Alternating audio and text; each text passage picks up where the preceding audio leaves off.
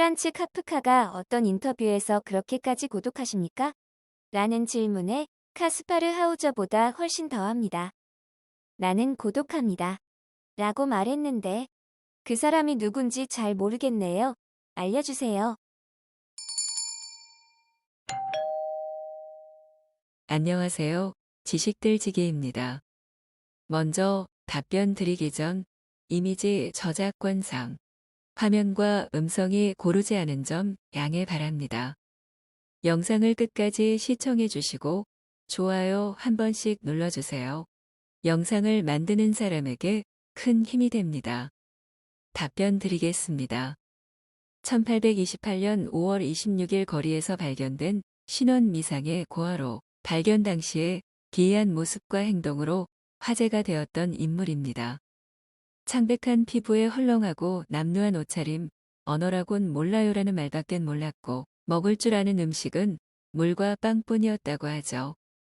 그와 함께 동봉된 서신에는 그의 이름과 생년월일, 그의 아버지가 기병대 군인이었고 카스파 역시 기병대의 군인으로 키워달라는 내용이 적혀 있었습니다. 카스파 하우저는 일단 독방에 갇혀서 생활하게 됩니다. 그를 관찰한 결과 독방 생활에 무척 잘 적응했으며 그에게는 시간관념이 없었고 기병대의 군인이 되고 싶다는 말만 되풀이했으며 동물은 모두 말이라고 불렀습니다. 구경꾼에게서 받은 인형을 질릴 줄 모르고 가지고 놀았고 남녀를 구분할 줄 모르고 모두 사나이라고 불렀습니다.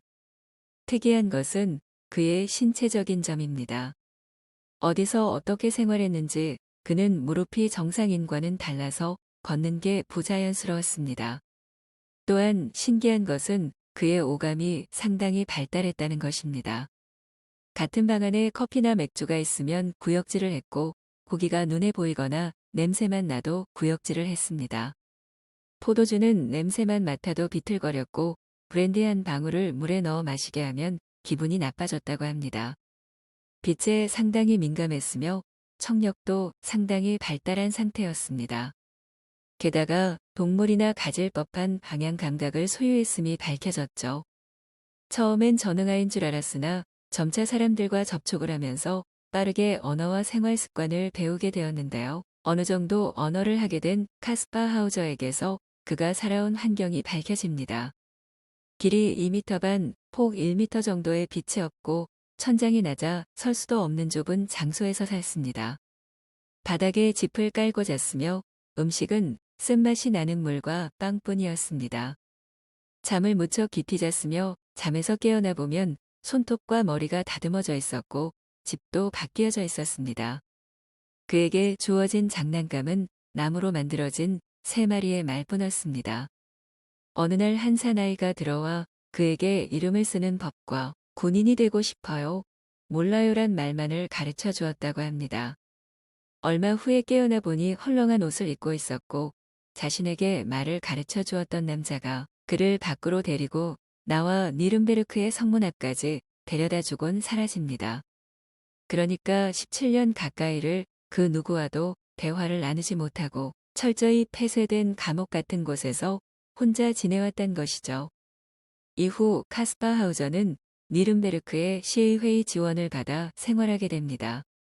또한 그의 신원을 밝히는 작업이 벌어지는데 현상금까지 내걸렸습니다. 만 밝혀지진 않습니다. 1829년 10월 7일에 카스파 하우저는 의문의 습격을 받습니다. 복면을 한 사내에게 폭행을 당해 쓰러진 채 발견되는데 이 사건은 큰 반향을 일으킵니다. 한간에는 이 사건이 관심을 끌기 위한 카스파 하우저의 자작극이라는 설이 나돕니다. 카스파 하우저는 독일의 왕실과 귀족들을 비롯해서 유럽 각지의 부유층들에게 지대한 관심을 받게 되는데 혹시 그가 버려진 왕가의 자손은 아닐까 하는 추측까지 생겨날 정도였고 그래서 영국의 전 수상 피트의 조카인 스테노프 경이라는 갑부의 주목을 받게 됩니다. 스테노프와 함께 카스파 하우저는 유럽 각지를 돌며 여러 왕족들과 귀족들에게서 융숭한 대접을 받았지만 딱딱한 상류층의 생활이 맞지 않았는지 정서적으로 불안정했다고 하죠. 결국 얼마 후 카스파 하우저에게 흥미를 잃어버린 스테노프는 그를 안스바흐에 있던 친구인 메이어 박사에게 맡겨서 공부를 시키기로 하고 자신은 빠져버립니다. 그러나 카스파 하우저는 공부에는 적응을 하지 못했고 화려했던 이전 생활을 그리워하게 됩니다. 1833년 12월 14일 카스파 하우저는 두 번째로 의문의 습격을 받은 모습으로 메이어 박사의 집에 들어와 쓰러집니다. 칼에 찔리고 지갑을 털린 채였는데 거꾸로 된 글씨체로 내 인상, 내가 어디서 왔는지, 나는 누구인지 하우저가 말해줄 것이다. 녀석에게 수고를 끼칠 것 없이 내가 말해줄까. 바이에른과의 경계에 강의에서 온 사람이다. 내 이름은 M.L. 오라는 내용의 쪽지가 지갑 안에서 발견됩니다. 결국 카스파 하우저는 회복하지 못하고 17일에 22살의 나이로 사망합니다.